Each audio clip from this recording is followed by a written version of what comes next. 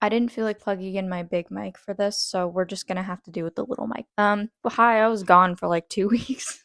I didn't feel like filming. That's all. I just did not feel like being on camera. I don't know what's crazier is me filming at night or me filming after like 2 weeks of not filming. Don't worry, I'm gonna be filming more. I just got very busy with school. I started a new medication and it has been kicking my ass with the side effects. This should go away within a week, but oh my fucking god. I have my clips in. I have no headphones on.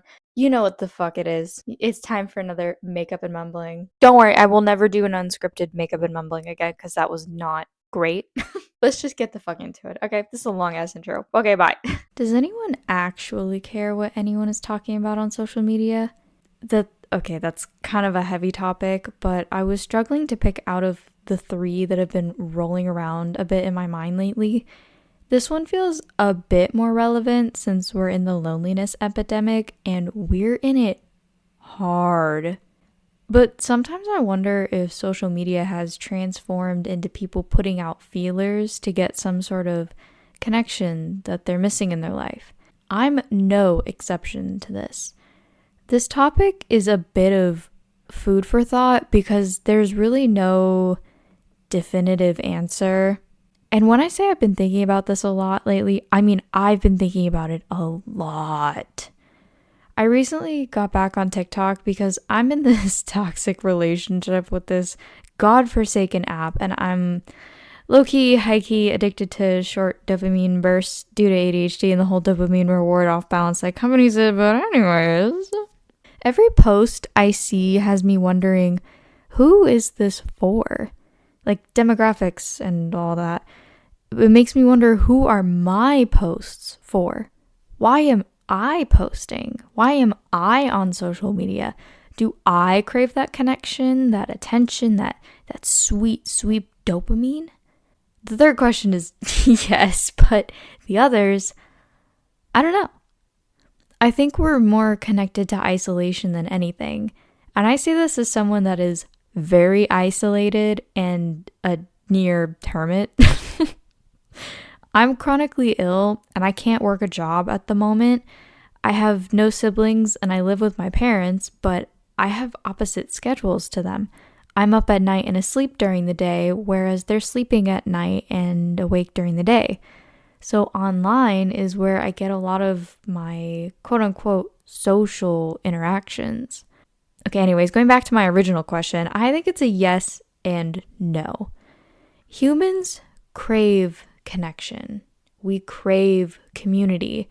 And honestly, I think the internet is taking over as the third place, which ties into a whole host of other topics that I'm not getting into because, frankly, I don't have the time or the energy. I'm posting this after nearly a month of no posting, so please let me get my feet wet again before I go into that big of a topic. Humans want that interaction, that consistency of having a group to fall back on for support, socializing, just being there in general. But is it really social on media where we can't see the person we're talking to behind a screen or by watching videos of people? Tweets and posting and all that jazz, like blogs and stuff like that.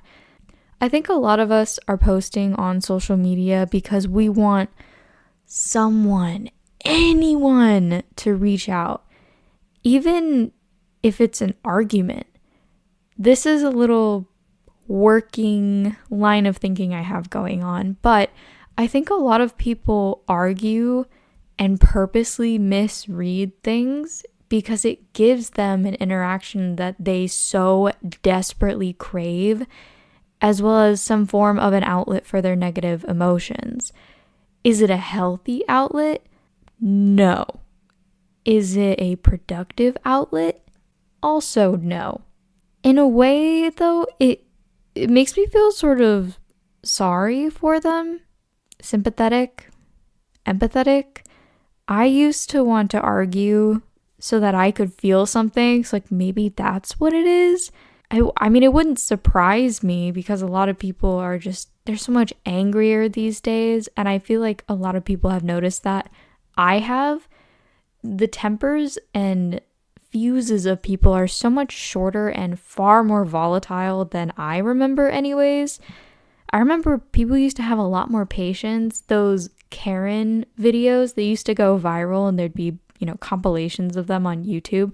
Those weren't, I guess it wasn't just one day of it. I mean, those took a while to compile, which is crazy to think about because now all of that happens within like an hour, a lot of places. It's kind of crazy, in all honesty. Like, I don't know, it just kind of boggles me a little bit. But, I don't know, we just have so much information at our fingertips, so much available to us, just so much. The sheer volume that we have available to us is absolutely incredible. The connections that we can make because of this, because of the internet, because of the World Wide Web is astounding, yet we're lonelier than ever. Like, we struggle to speak to people in grocery stores and restaurants, parties, on the street. I mean, most people don't feel comfortable striking up even small talk with the cashiers. That's crazy. I mean, to be fair, when I was a cashier, I didn't always appreciate the small talk. I was like, I just want to ring you out so you can get the fuck out of here. And that's not being rude. It's just me not wanting to be at work. Getting back on topic, I also was thinking, does this isolation contribute to hyperconsumerism and the rise of it that we've seen, particularly since 2020? Are we buying things to fill the void of not having actual people around? I kind of think so. I can't remember exactly what video it was, but someone made a really great point, and I truly, truly wish I could find it, but a lot of people were comparing the Stanley Cup. They were calling it a cult. It's not really a cult, but I can understand why people were calling it that, of the whole Stanley Cup hype and how people were lining up to buy it and how so many people, mainly women, but I'm going to say people anyways, have, 10, 15, 20 Stanley Cups, and for what? Why do you need that many? It's kind of crazy. But I kind of think that the isolation contributes to that. There's a sort of high that I personally get when it comes to being around my friends or having just a really good social interaction in general, but I'm going to talk about my friends. I get intensely excited to see them. Dopamine. I get incredibly happy to be around them when we hang out for hours and hours and hours all the time. Dopamine. I feel so intensely satisfied when I come home from hanging out with them. Dopamine. It's just this, like, I can't even fully describe it. It's a certain type of high I can only get from being around them, and no amount of dopamine I get from buying things can replace that. It's just not the same. Is it slightly fulfilling to get something new? Sure. But is it the same as having, a 6-hour-long conversation in your car in the middle of summer and you're sweating your tits off talking to your friend in your car outside of his house? No. There's just something that buying a book cannot give me. And it can't give me that. It can't give me memories like that. Anyways, it's just not the same. So maybe the rise of the internet as a sort of third place and the destruction of actual third places fuels the hyper-consumerism brought on by the isolation, and not to mention how much time having a full-time job takes, as well as a whole host of other things, It's just kind of interesting to see all of this, especially when I see a lot of trends that talk about personal feelings, which I've made a TikTok once about oversharing, but now that I think about it, I think that ties into wanting that connection. You're putting out something that is intensely personal, and I'm not absolving myself of that because I've definitely done that before.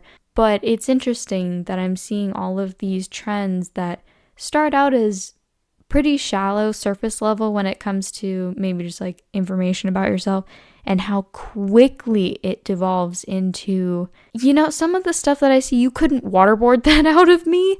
So the fact that people are like willingly giving that up, crazy. I know, it's really interesting. Anyways, I know this topic has been a bit heavier, but it's really been on my mind lately, and I'd like to know your thoughts on it as well. What do y'all think about that? I think it is all connected, truly. It's kind of like, I akin it to fast food. I think social media has been formulated to be addictive on purpose. I mean, there's tons of studies, just as a lot of fast food has been engineered, I'll say, for a lack of a better word. I can't think of what it's called at the moment. It's been engineered to hit that dopamine receptor in your brain, but at the end of the day, things can't fill what people can. That sounds crazy out of context. That sounds wild if you just take that soundbite. Oh, please don't do that. Anyways, again, I would love to know your thoughts on this. Please leave them in the comments below.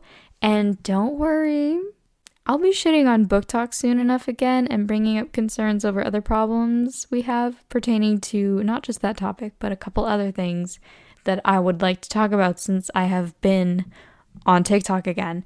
And I will most likely be deleting it again because God knows I am in a very toxic relationship with that. It's a cycle that I will get through. I will get through this once again. This is the finished look. It's really easy. It's more 90s inspired. I've been watching a lot of Paloma on YouTube. I love her lip combo, so I decided to kind of try it myself. I have very pale lips, so kind of whatever color is in the tube of lipstick is gonna be what it is on my lips, so I gotta be very careful with that. I actually really like the clips in my hair. I think it's very 90s looking, and I think it's very fitting with everything, so I'm gonna keep these in. So anyways, thank you so much for watching. I promise the at least weekly uploads until the summer will be here. This isn't my job anyways. I do this for fun. So anyways, thank you so much for watching. And remember, get off your phone, go outside, read a book, get some water, eat some vegetables, get some sleep, and have a great day, night, spring, summer, fall, winter, wherever you are. And I will see you all in the next video. Bye!